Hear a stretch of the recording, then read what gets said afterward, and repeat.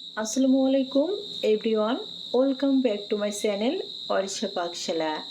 হাজির হয়ে গেলাম সকালের জন্য খুবই মজার একটা হেলদি ব্রেকফাস্ট নিয়ে। আজকে আমি আটা আর ঘরে থাকা উপকরণ দিয়েই এই মজার নাস্তাটা তৈরি করে নিয়েছি। আশা করছি আপনাদের কাছে খুবই ভালো লাগবে।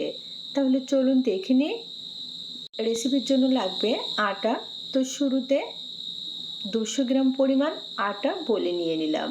নিয়ে নিচ্ছি স্বাদ মতো লবণ, হাফ টি টেবিল চামচ আস্ত জিরা, হাফ কাপ পরিমাণ গাজর কুচি, গাজর গ্রেটারে গ্রেট করে নিয়েছি, হাফ টি টেবিল চামচ চিলি ফ্লেক্স, অল্প একটু কালো গোলমরিচের গুঁড়া, নিয়ে নিচ্ছি নর্মাল পানি। সবটুকু পানি কিন্তু একসাথে নেওয়া যাবে না, অল্প অল্প করে পানি দিয়ে একটা ঘন ব্যাটার তৈরি করে নিচ্ছি।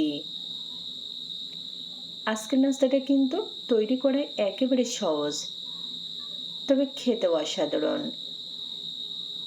এখন এর ভিতরে নিয়ে নিচ্ছি 2 টেবিল চামচ সুজি আর একটা মিডিয়াম সাইজের আলুর অর্ধেকটা। আলু এভাবে গ্রেটারে গ্রেট করে নিচ্ছি। আপনারা চাইলে কিন্তু হাত দিয়েও ম্যাশ করে নিতে পারেন। এখন সব উপকরণগুলো আবারও খুবই ভালো করে মিশিয়ে নিচ্ছি। আর হ্যাঁ, এখানে আমি 1 টেবিল চামচ চিনি নিয়েছি। চিনি কিন্তু অপশনাল, চাইলে দিতে পারেন, না চাইলে স্কিপ করতে পারেন। প্রাথমিকভাবে ভালোভাবে মিশিয়ে নেওয়া হয়ে গেছে। এখানে যেহেতু সুজি দেওয়া, এর জন্য 5 মিনিটের জন্য রেস্টে রেখে দিচ্ছি। ঠিক 5 মিনিট পরে ঢাকনা তুলে নিলাম। দেখুন, এখন কিন্তু ব্যাটারটা অনেকটা ঘন হয়ে গেছে। আর এই নাস্তার ব্যাটারটা কিন্তু এরকম ঘন হবে। তো ফাইনালি এখন আমার নাস্তার ব্যাটার রেডি। প্যানে অল্প একটু সাদা তেল দিয়ে দিলাম। তেল চারিদিকে এরকম একটু ছড়িয়ে নিয়ে এখন ব্যাটার দিয়ে দিচ্ছি।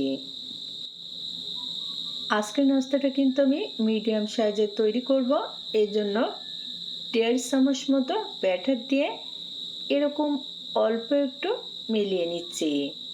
নাস্তাটা মোটা হলে খেতে বেশি ভালো হবে। এখন চুলার আঁচটা মিডিয়ামে রেখে 2 মিনিট মতো ওয়েট করব। 2 মিনিট মতো পরে দেখুন উপরটা প্রায় 50% মতো শুকিয়ে গেছে। এখন উল্টে নিলাম। আপনারা চাইলে কিন্তু আজকের নাস্তাটা সকালের জলখাবার কিংবা টিফিনের জন্য তৈরি করতে পারেন। ছোটরাও কিন্তু বেশ পছন্দ করবে।